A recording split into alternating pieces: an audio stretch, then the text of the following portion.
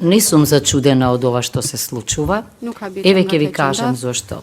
Не разбирате. Вие повикувате на еколошка свест, а тие се водат од бизнес политика. Еве зошто ќе ви кажам. Јас дури мислев да предложам од комисијата не еден да биде од науката, туку мнозинството да бидат од науката, зашто денеска уставите ги менуваат членките на ЕУ заради заштита на животната средина. Зошто не очекувам да се прифати амандманот? Еве, уште во воведот, што пишува? Дивечот е во државна собственост и како добро од општ интерес ужива посебна заштита. Молам, ајде да ви го прочитам членот 56 став 1 што вели. Може да ме слушате, председателе, за еколошката свест да ви ја разбудам. Значи членот 56 гарантира сите природни богатства на републиката, растителниот и животинскиот свет. Ете, тука е вашиот проблем.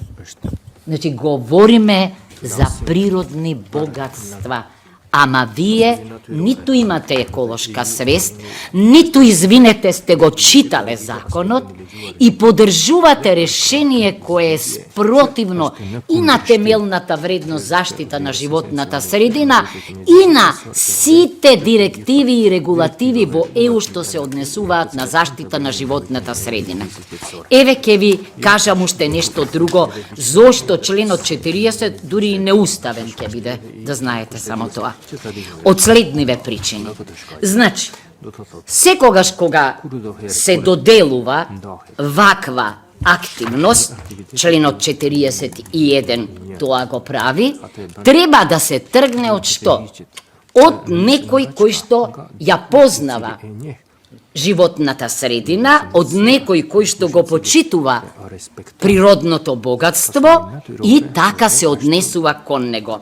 Меѓутоа, пазете, овде уште не достигаат имиња и презимиња и слики, па да го имаме истиот состав како во бордот на лотарија и игрите на среќа. Еве ќе ви објаснам зошто. Значи вака вика, за да чујат гледачите и да видат. Значи, 2 члена од Министерството за земјоделство, шумарство и водостопанство, пазете, и нивни заменици, од кои ќе се избере председател. Прво, во закон да преюдицирате од каде ќе се избере председателот, не е во ред. Да ве подсетам, сме имале ние и овде, и имаме и сега, зборувам за Советот на јавни обвинители. Не подсетија од ЕУ дека не може во закон да стои дека само од оние кои се избрани од собранието ќе биде од председателот. Тоа е дискриминација. Второ, ве уверувам дека е неуставно и незаконски член на ваква комисија да биде од кабинет на заменик на председател на влада. Господа, кабинетот не е државен орган. Односите во кабинетот се само меѓу министерот и членовите. Членови на кабинет не може да имаат правни овластувања, ниту пак може министерот да им доделува. 100 пати сум го кажала тоа кога доаѓаат овде за уставни измени или законски од кабинет. Ма тоа си е негов човек таму. Каде може член на кабинет во закон да добие статус на член на комисија? Извинете, ова е невозможно. Понатаму, пазете, заменик председателот на владата за економски прашања, да, координација со економските ресори и инвестиции, еден член од Министерството за економија и негов заменик и еден член од Министерството за животната средина и просторно планирање.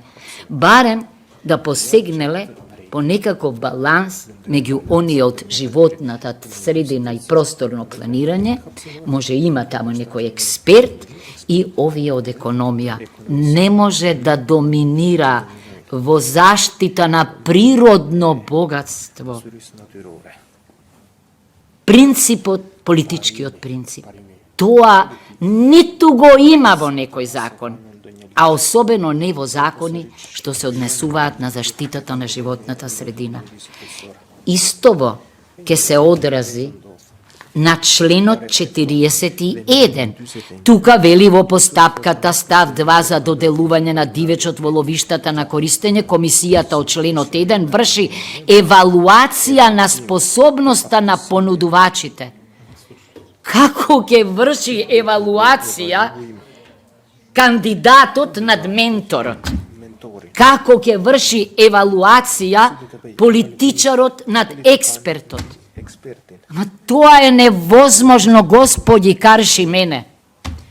Прочитајте го, ве молам, членот 40 и 41 и немојте да гласате против животната средина. Ве молам, немојте да поддржувате ваков клиентелистички пристап. Не е добро ни за билките, ни за животните, ни за луѓето. Меритократија ни треба во ваквите тела. Мора да доминираат стручните лица над политиката, зашто инаку и ловството ќе стане политичка забава како што е.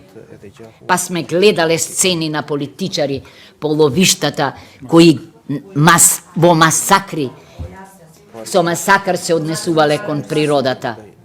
Ве молам да размислите пред да кренете рака или прочитајте го членот уште еднаш, па потоа одлучете. Затоа, извинете, треба овде да има експерти. Затоа не треба во скратени постапки да носите закон. Не е скратена постапка. И во джабе, па извинете, ова знаете што значи? Не е во скратена, ама не скрат. Редовната постапка е заради инклузивноста, председателе, за да ги вклучите експертите во оваа област, а овде сами ние политичари. И ајде шеф на кабинет во тело што ќе доделува концесии. Па каде го има тоа, не го наследил тоа право од татко му? Не е природата негова па да си определува луѓе од кабинетот. Луѓето од кабинетот се лични пријатели на министрите и не смее да имаат однос во одлучувањето.